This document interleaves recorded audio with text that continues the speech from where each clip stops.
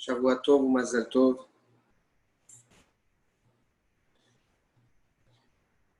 Today, this week, we're entering the Shavua Shechalmo, the week where we mourn the destruction of the Beit HaMikdash, the two Beit HaMikdashot, the two temples that have been destroyed. The first one that was destroyed due to the three famous sins, which are the incest behavior, which is Gilui Arayot, Avodah Zarah, worshipping idols, and Shefichut Damim, killing. The second Beit HaMikdash was destroyed because of Sinat Chinam, because of the hate that we've discussed previously in our shiurim. And Be'ezrat Hashem, tonight we're going to try and understand once again how perfectly synchronized the development of our shiurim is with the timing and the events of the Hebrew calendar. So, to try and recap what we have learned in our last shiur, and since we entered the 3 weeks, so we've discussed the power of humility at length, and then eventually we explained the reason why people tend to deviate from the humility through the arrogance. And we address the two types of arrogance: the arrogance that is a trait given to human in order to be able to stand for what he believes, what we call self-esteem, and the deformation, the distortion of that quality that becomes a destructive quality, which is the arrogance that basically breaks all the social networking and connection a person should be developing for his own growth and for the growth of the community and society. And then we went to understand and explain what leads to this mistake of what we call arrogance, and what makes the trait that is so positive, which is called self-esteem, become something that's so destructive. And we addressed and we explained that it's due to an unhealthy relationship and interaction with materialism. And once again, we explained that materialism can be used as a tool to growth, or when it's used as an identity, as something that I need, so the person becomes a consuming person and focuses only on himself, and through that center and egocentrism and focus around himself, by default destroys again the relationships around him, which is the birth of, like we just said, of arrogance. And then we went deeper and we explained what is the reason behind this mistake. Why would a person, instead of using materialism as a tool, which seems to be so simple and so logical, why would a person twist this outlook on physicality, on materialism, and binds his identity, his life to materialism, to the point where he becomes subject to materialism to the highest level possible, and is imprisoned in that rat race of having to consume and to own, and only then can he interact and can he be proud or accomplish something. So we explained that when God created man, He created man from the earth. And he took earth from all over the world and brought it all together to the Bet HaMikdash, to the center of the creation of the earth, what we call the Even HaShtiyah, the point where the world was created, and gathered all that earth, and on that specific place created man. And we explained the reason behind it is to teach humanity a lesson that physicality is the body that allows to the soul to exist and interact in this world. A physicality, earth, without kedusha, without spirituality, without a connection to God, without a purpose, a vector to elevate the body and the physicality, is a material, is earth that has no structure, that has no life, that is completely irrelevant to the creation. And for that reason, when a person doesn't have a purpose in his life, doesn't have a holy purpose, doesn't see a responsibility in growing and connecting and elevating himself, the person naturally falls in that vicious circle of materialism, and by nature, by default, he has no choice but to relate to materialism as the true essence, as his need of existence, his reason of existence. And then the person, as we said, then continues that vicious circle and becomes arrogant, etc., etc. What is left for us to really understand is what is the reason behind the seizure, the disconnect in a person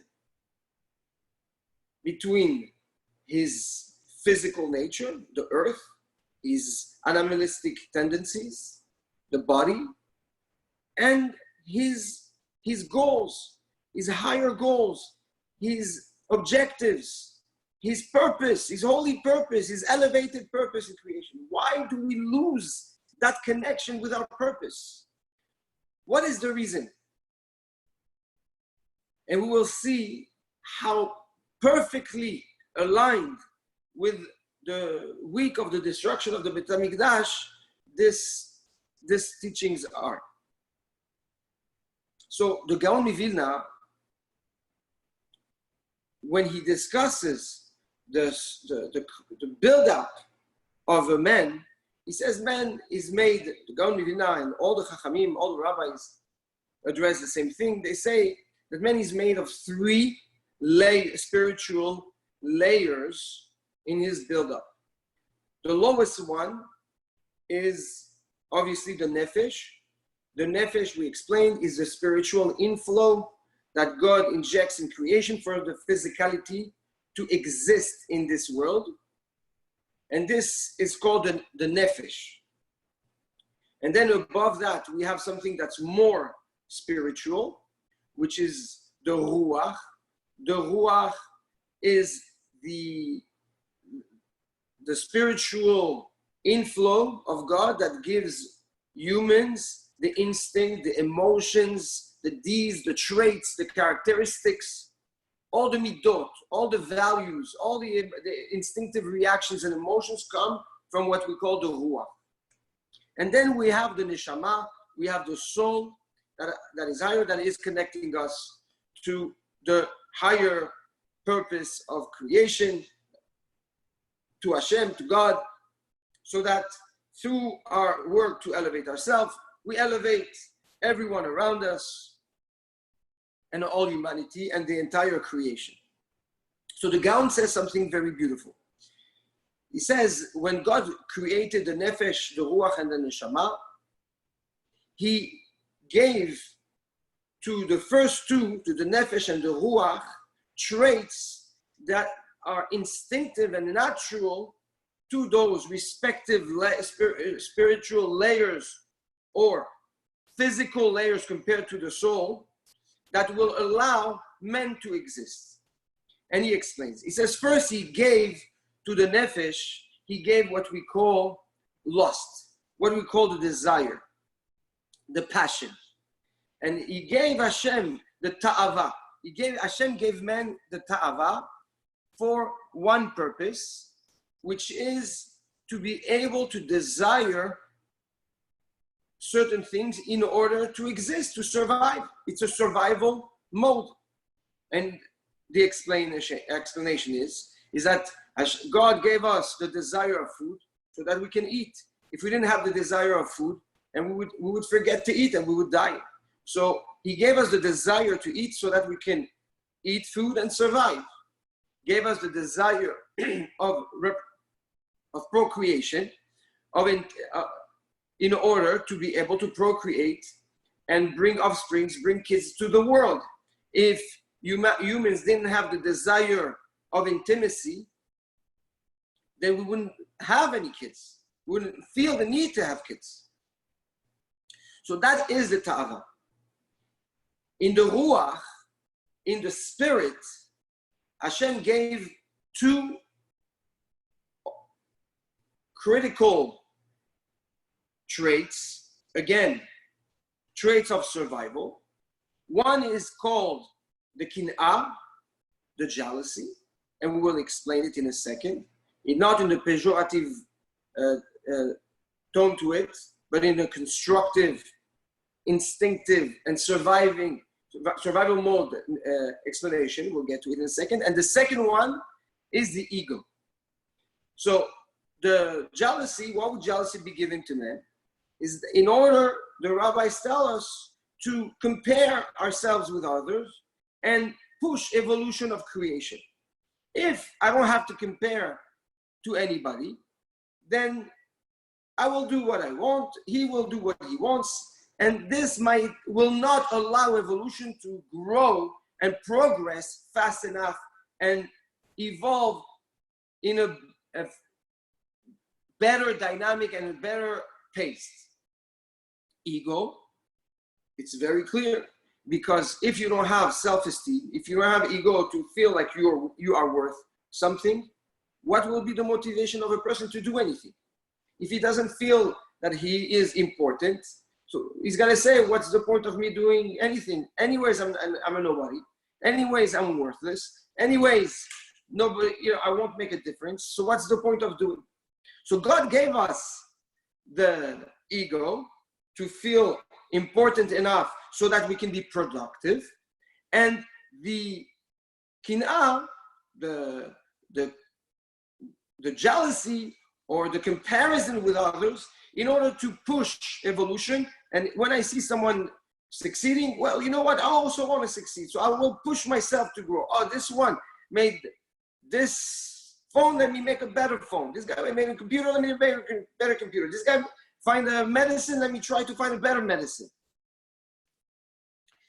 However, the Gaon tells us, at the time of creation, we know that there was, Adam gave birth to 3 sons, Cain, Hevel, and Shet. Cain, we know the story on Cain and Hevel. Cain had in mind to bring an offering to God, and Hevel saw that. He said, you know what, let me also bring an offering to God. And we know the story. The offering of Hevel was accepted. The one from Cain was not accepted. Cain is enraged and kills Hevel. And then down the road, Shet is born, and from Shet will come the humanity and the descendants of Abraham, etc. So the Gaon Mivilna tells us something beautiful.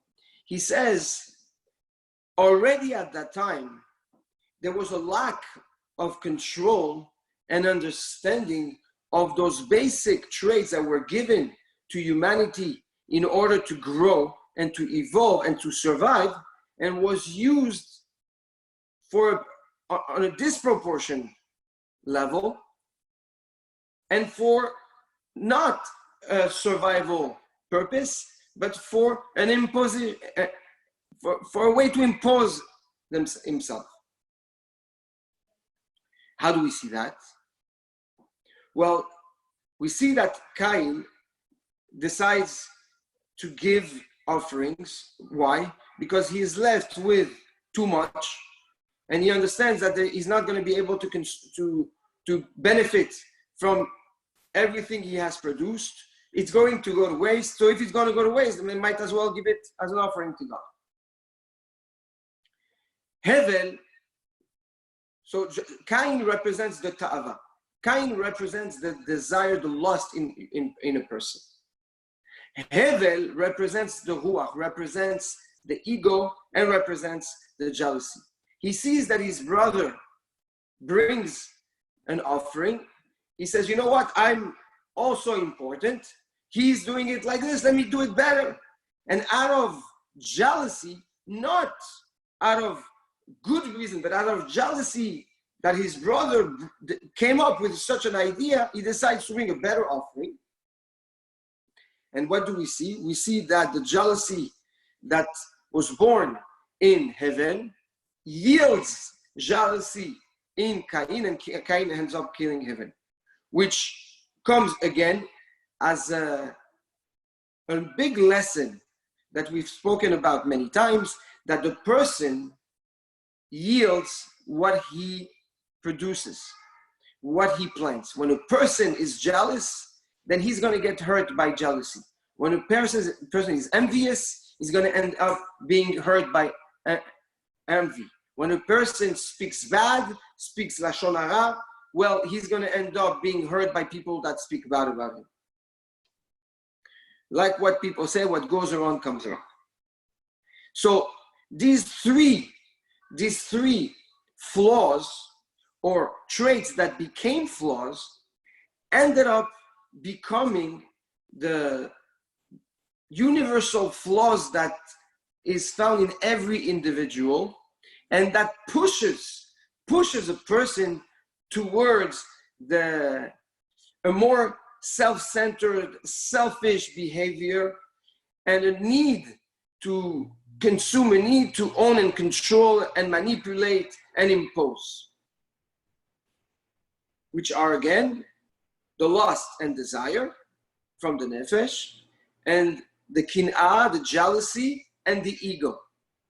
The Gaon tells us these are the three pillars in humanity that destroy society, that creates fights, wars, disputes between individuals and communities and people around the world. All this because people do not understand that those traits were given in order to survive and not in order to control and own and impose. So the tikkun, the way to work on ourselves and be able to refrain ourselves from falling heads on in a world or in a lifestyle that disconnects our real purpose to our life, is to just let the ego, let the jealousy, let the desire and the lust control our lives. If a person is really honest with himself and you ask yourself, why am I doing what I'm about to do? Why am I buying something? Or why am I reacting to a situation the way I'm reacting? The Gaon tells us you will always find the root being one of those three flaws: the desire, the lust, the ego, and the jealousy. Oh, so what should we do? First, we need to understand the reason of the flaw, the reason of those traits, and why those traits are so destructive is because we don't control them. We don't channel them properly. We're not aware enough. We don't let the third layer, the neshama, shet, take over and take advantage of those characteristics, those traits, and benefit from them instead of getting hurt from it by being such a lame in life. This is the reason why people live the way they live. The Rambam Maimonides says most people in the world live like that because they never tap into their soul. They never see through the eyes of their soul the true purpose in life and their true vision to elevate and benefit their life and the life of everybody around them. All they focus on is themselves. Why? Because they're not in touch with their neshama, they're not in touch with their soul, and therefore those three presiding forces that motivate and push and take advantage and take over the nature of man control their life. So when a person understands that and first says, you know what, stop. I don't want my earth to be alone. I want my earth to be connected to the Kedusha of the Har HaBayit, to the Kedusha of the Kodesh HaKodashim. How? By understanding that there's a higher purpose, that I have a neshama, that I have an intellect, I have a brain, I have a soul that has to guide my life, has to direct and use properly the tools I was blessed with and I was given. And that each and every one of us have that challenge. Anyone that comes and says, you know what, I'm not a jealous person. You know what, I don't have lust. I don't have desire. You know what, I don't have ego. It's a lie. We all have it. The question is what prevails first when we're about to interact or engage in an endeavor or in a journey. We have to be honest with ourselves. When we understand that, then we can start the real tikkun. So how do we fix it? All right, we understand that it was given for a higher purpose. However, we also understand that we are under the influence of the animalistic side of us, which pushes forward those traits in a completely uncontrolled way. So we need to now see what are the efforts that needs to be done in order to fix this within us. So our Chachamim tell us that those three flaws are the three averot, the three sins that Am Yisrael did before the destruction, or that led to the destruction of the first Beit HaMikdash. The destruction of the second Beit HaMikdash we discussed. The discussion of the second temple, we said it was due to sinat chinam, to hate for no reason, and we explained what it was. But we will focus tonight on the three reasons why the first Beit HaMikdash was destroyed. As we know, and we said, because of worshipping idolatry, because of incest behavior, and because of killing. Those three sins come from the three flaws that of humanity. How? Ta'ava, the desire, is what yields or brings to reality the incest lifestyle, the desire, uncontrollable desire that brings humanity to a very low behavior, prostitution, etc., etc. That's the nefesh. Then we have the kin'ah. The kin'ah is the jealousy. The jealousy brought the killing. People are so jealous that they are willing to kill in order not to let someone grow and elevate and prevail. Yes, from jealousy we can kill, our rabbi teach us. And the third one, avodah zarah, is ego. How can ego bring avodah zarah? When somebody is self-centered and thinks he thinks too much of himself, then he's going to say, well, why do I need to go to God? Let God come to me. How? By creating an idol and worshiping it. So if we recap, desire and lust brings to reality incest behavior. Jealousy brings to reality killing, and ego brings to reality avodah zarah, idolatry. And idolatry can be today not avodah zarah. The avodah zarah today the idolatry today can be anything. So the tikkun, the work that we need to do in order to fix the destruction of the Beit HaMikdash is to work on those three things that are so fundamental in each and every one of us. So our rabbis tell us, so how do you fix it? Through three avodot, three works, three-dimensional work. The ta'ava, the desire, is fixed through the behavior of Abraham Avinu, which is the chesed, the abundance of kindness. The desire and the lust is someone that focuses only on himself, that only wants to take. It's the tikkun is to learn to give and to share on every level, whether it's share your time, share your love, share your wisdom, share your relationships, share money, it doesn't matter what it is. The abundance of sharing does the tikkun of the ta'ava, repairs the sin of the desire and the lust. The kin'ah, the jealousy, its tikkun is Yitzhak Avinu. Yitzhak Avinu represents the gevurah, a gibor. Ezeu gibor hakovesh et yitzro. The gibor is the one that knows how to control himself, how to control his behavior, not to be weak and be wavy and wavery and taking right and left just because he has to be socially accepted or because of the peer pressure. But in order to do that, the gevurah also is the ability to not let yourself fall for what you think you should have when you look at someone else.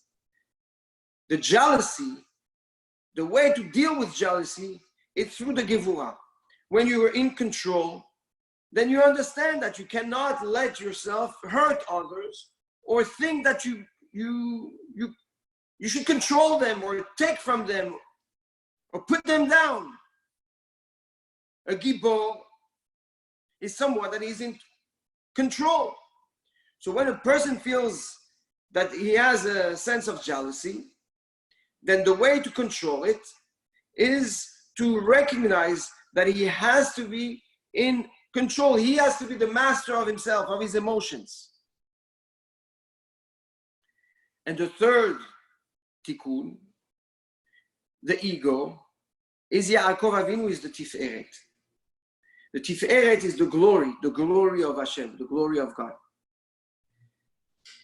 The way to fix the ego, and we spoke about it, is to recognize the only one and the only purpose we have in this world is to serve Hashem, to serve God, to serve humanity, to help humanity, and to understand that we are important, yet we are important as much as we are giving and benefiting society by elevating them. We're not important if we destroy and we hurt or we break. This was Yaakov Avinu.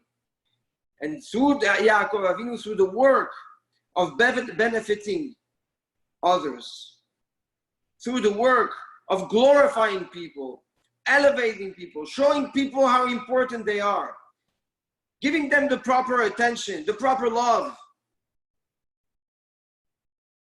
motivate them. We do the tikkun of ego. A person wants to fix his ego, go and praise people around you. This will help a lot. These three avodot, these three different works that should be implemented daily in our behavior so that we can fix that flaw, that disease that lives within us on 3 layers. And just then can we actually take advantage to our purpose and really understand our purpose. When a person is a giving person, when a person is in control of his emotions, is in control of his instincts, when a person knows how to be mefargen, how to elevate others. There's a difference between giving and elevating, giving the kavod, giving the respect to the people, understanding that we have to give kavod to HaKadosh Baruch Hu, to give the real kavod to Hashem. When a person behaves like this, automatically the person recognizes that he has a purpose in this world. And this world is not just about how much I can take, how much I can make, how much I can own, how much power do I have, how much control do I have, how much influence do I have, but instead a global work that will, through my work, be there and forever. I will make an impact, a tov shem mishem and tov. We are mourning the destruction of the Beit HaMikdash, the destruction of the temple this week. But the best way to mourn it, the best way to mourn a person that we love is by emulating his good deeds, by showing that we become better people because of that beloved one. So the best way to mourn the Beit HaMikdash is to become better people and to start every day. Every day, let's start with 5 actions. 5 actions of kindness. 5 actions of self-control. And 5 actions where we empower the people around us. And we praise and we give kavod to Hashem. By doing this, I promise you that naturally, instinctively, your neshama, your soul will take over, will shine. Your neshama will shine, your soul will shine, and give you the clarity you need to be able to see a higher and greater purpose in your life. And that's when we start living. That's when we start our real journey in life. So please, Rabotai, we are entering, Be'ezrat Hashem, in a few days, the Tisha B'Av, the fast of Tisha B'Av. Let's focus on this. Let's grow from it. And let's try to implement every day 5 actions of greatness. 5 actions that change us, that will change everyone around us and our entire perspective. I also would like to take this opportunity to thank you all for, again, all these beautiful shiurim. I am not sure that we will be able to continue the shiurim until Elul, until the month of Elul. I will try my best, and you will be aware. But in case I am not able to continue the shiurim for the next few weeks, 2 to 3 weeks maximum, I want to wish each and every one of you a beautiful, healthy, and peaceful summer. May you use this time for growth. May you use this time to bond with your families, with your beloved ones, and may you use this time to prepare yourself for Rosh Hashanah that's coming, that's around the corner, so that on Rosh Hashanah we answer present, we answer we are here, and Be'ezrat Hashem we make a difference, so that this new year that's coming to us, Abba Aleinu L'Tova, should be a year that will make us forget the challenges and the distress of this year, and Be'ezrat Hashem give us a year of blessing and a year of happiness and a year of health. So once again, may you all have a meaningful fast. And Bli Neder, I will try. Be'ezrat Hashem, I will try my best to give shiurim and continue to give you the shiurim on Mondays and Thursdays. But please, in advance, I want to apologize if there are times where I won't be able to give it. Only in the next 2 to 3 weeks. So once again, Shavua Tov, Mazal Tov, and have a meaningful and blessed fast. Kol Tov.